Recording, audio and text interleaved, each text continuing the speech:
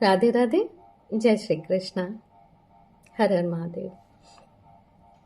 आज हम लोग बात करेंगे चंद्रमा के ऊपर। चंद्रमा हमारी कुंडली में क्या इम्पोर्टेंस रखते हैं और वो कैसा रोल प्ले करते हैं हमारी कुंडली में, और उसका क्या प्रभाव पड़ता है हमारे ऊपर। चंद्रमा डायरेक्टली हमारे इमोशंस को कंट्रोल करते हैं, हमारी मन की स्थिति को कंट्रोल करते हैं, हमारा मेंटल पीस है। चंद्रमा इन सारी चीज़ों को गवर्न करता है। हम खुश रहेंगे या नहीं रहेंगे, ये मात्र चंद्रमा से ही हमें पता चल जाएगा। जब भी हम कभी भी किसी की भी कुंडली देखते हैं तो हम सबसे पहले चंद्रमा को पोजीशन देखते हैं कि चंद्रमा किस घर में बैठा हुआ है, किस राशि में बैठा हुआ है। चंद्रमा का जो डिस्पोजिटर है वो किस राशि में बैठा हुआ है, किस घर में बैठा हुआ है, कहीं पीड़ित तो नहीं है।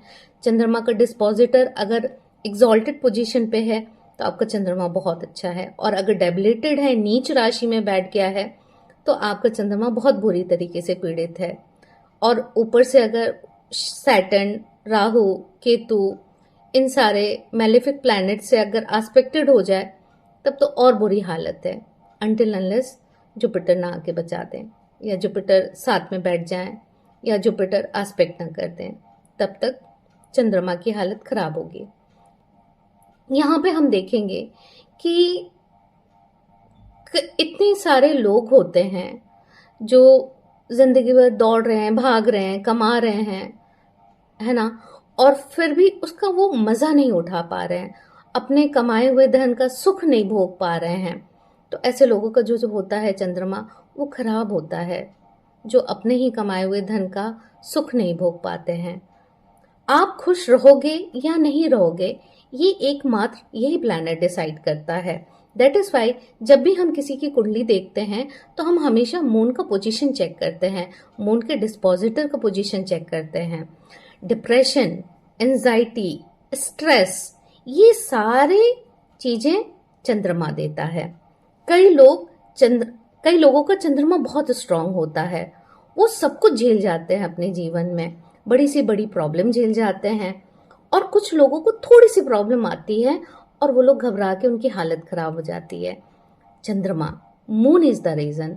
चंद्रमा की वजह से ऐसे लोगों के हाथ पैर जल्दी ठंडे पड़ जाते हैं, और फिर वो कहते हैं कि हम कैसे हैंडल करें अपने लाइफ के सिचुएशन को, यानी कि उस व्यक्ति का जो चंद्रमा है वो बहुत खराब है।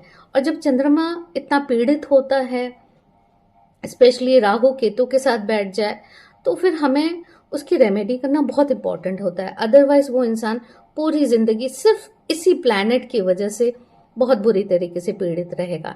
इसी वजह से हमें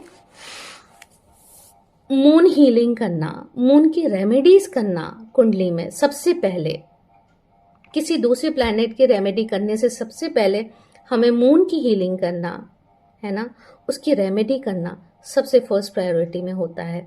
इसलिए स्पेशली मैं जब भी किसी की कुंडली देखती हूँ तो सबसे पहले मून का ही पोजीशन देखती हूँ, कहीं वो बुध के साथ तो नहीं बैठ गया, बुध की राशि में तो नहीं बैठ गया, केतु के साथ तो नहीं है, राहु केतु एस्पेक्टेड तो नहीं कर रहे हैं, सैटर्न एस्पेक्ट तो नहीं कर रहा है। हम इन सारी चीज़ों को बहुत डीपली और बहुत गहरी तरीके से देखते हैं। जिनका भी चंद्रमा मजबूत होता है वो व्यक्ति शांत मिलेगा, आपको इंट्यूटिव मिलेगा, इमोशनली बैलेंस्ड मिलेगा। और जिनका खराब चंद्रमा होता है ऐसे लोग एंजाइटी करते हुए मिलेंगे, ओवर थिंकिंग, मूड स्विंग्स, विचार रुक ही नहीं रहे हैं, डर है, एक हमेशा इनसिक्योरिटी मन में रहती है। ऐसे लोगों का चंद्रमा खराब है, इनको चंद्रमा की रेमेडी करना सबसे ज़्यादा ज़रूरी होता है। मून हीलिंग का बेसिक कॉन्सेप्ट क्या है, इसको हम थोड़ा सा समझने की कोशिश करेंगे। मून हीलिंग का मतलब है अपने मन को शांत करना, स्थिर करना, इमोशंस को बैलेंस करना और अंदर से सिक्योर फील करना। ये एक प्रोसेस है जिसमें हम अपनी इमोशनल एनर्जी को क्लींस और रिचार्ज करते हैं। चंद्रमा का सबसे स्ट्रॉन्ग कनेक्शन वाटर एलिमेंट से होता है। जैसे चंद्रमा समुद्र की लहरों को कंट्रोल करता है, ठीक वैसे ही चंद्रमा जो है हमारे जीवन में हमारे इमोशंस को कंट्रोल करता है। हमारे इमोशंस को इन्फ्लुएंस करता है। इस तरीके से हम इसको समझेंगे। फिर उसके बाद हम देखेंगे कि इसको हम कैसे हील कर सकते हैं, उसके बारे में हम थोड़ा जानने की कोशिश करेंगे। मतलब चंद्रमा के रेमेडीज के बारे में हम थोड़ा सा पढ़ने की और समझने की कोशिश करेंगे कि हमें क्या परिवर्तन लाना है अपने जीवन में अपने चंद्रमा को हील करने के लिए। रोज मॉर्निंग या रात के टाइम पानी के पास बैठना, अपने आप को पानी में देखना। दूसरा, मून लाइट में पानी रखकर, जिसको हम मून चार्ज वाटर बोलते हैं, वो मून जो पूर्णिमा की रात होती है 2 दिन पहले और 2 दिन बाद मून लाइट में आप पानी रखिए और moon charge water next morning आप उसको ग्रहण करिए। और चांदी के ग्लास में पानी पीना एक हैबिट ही बना लेना चाहिए हम सभी लोगों को, जिनका भी चंद्रमा हमारे कुंडली में खराब है। हम सभी लोगों को सिल्वर ग्लास वाटर से हमें पानी पीना चाहिए। अपने घर में हो सके तो आप खरगोश पालिए।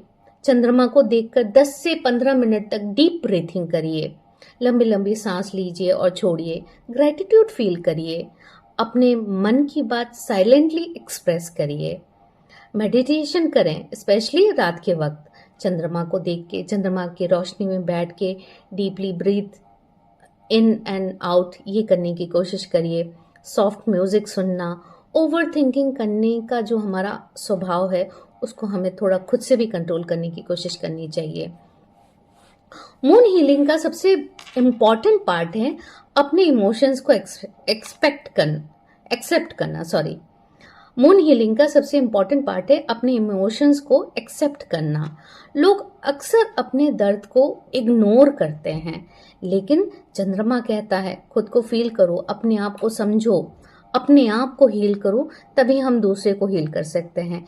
इसीलिए हमें किसी की भी भावनाओं की कद्र करने से पहले हमें अपनी भी भावनाओं का ध्यान देना चाहिए कि हम सामने वाले को खुश करने के चक्कर में या उसका मान सम्मान करने के चक्कर में कहीं हम अपने आप को तो हर्ट नहीं कर लेंगे। तो इन सारी चीज़ों का भी हमें ख्याल रखना चाहिए।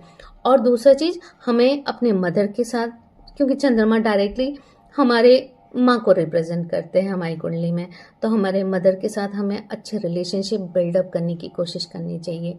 यहाँ पे बहुत सारे इमोशनल ब्लॉकेजेस आ जाते हैं जब हमारा चंद्रमा खराब होता है, तो हमें इमोशनल ब्लॉकेजेस आ जाते हैं। तो उन सारी चीज़ों को धीरे धीरे करके हमें खुद से भी रिमूव करने की कोशिश करते रहना चाहिए। मनोबल अपना बढ़ाने की कोशिश करना चाहिए। और ये सारे जब हम रेमेडीज़ को करते हैं, डोनेशंस भी इसमें आती हैं, जिसमें हम सफ़ेद चीज़ों को दान करते हैं मंदिर में। गरीब लोगों को, ज़रूरतमंद लोगों को सफ़ेद चीज़ों का दान करिए, जैसे चावल हो गया, चीनी हो गया, दूध हो गया, शक्कर हो गया, सिल्वर हो गया, है ना। मदर का रिस्पेक्ट करें तो आपका जो मून एनर्जी है, जो आपका मदर एनर्जी है, जैसे जैसे पॉजिटिव होता चला जाएगा, आपके मन की स्थिति भी अच्छी होती चली जाएगी। और फिर उसके बाद जब हम ये सारे प्रोसेस को फॉलो करते हैं तो हमारे अंदर के जो इमोशनल ब्लॉकेजेस हैं वो रिलीज होता चला जाता है। और ये सारी चीज़ें एक दिन में नहीं होती, इट टेक टाइम्स, धीरे धीरे होती हैं, धीरे धीरे सारी चीज़ें रिमूव होती चली जाती हैं। लेकिन अगर हम इस प्रोसेस को फॉलो अप करते जाएंगे तब हमें एक दिन रिजल्ट जरूर मिलेगा। मून डायरेक्टली हमारे थॉट से कनेक्टेड होता है। जितना ज़्यादा माइंड जो हमारा काम रहेगा उतना स्ट्रांग हमारा मून रहेगा। तो इसलिए हमें मून हीलिंग की रेमेडीज हम सभी लोगों को ज़रूर करना चाहिए। मून हीलिंग करना कोई 1-2 दिन का काम नहीं है, ये एक जर्नी है अपने अंदर जाने का। जब आप अपने इमोशंस को समझने लगते हो तब लाइफ ऑटोमेटिकली स्मूथ होने लगती है। लास्टली हमारा मून हील होता है तब हमारा मन हील होता है, और जब हमारा मन हील होता है तब हमारी लाइफ ब्यूटीफुल हो जाती है। इसलिए मन का खुश होना बहुत ज़रूरी है। इसलिए हम सभी को चंद्रमा का रेमेडी करते रहना चाहिए। राधे राधे, जय श्री कृष्ण।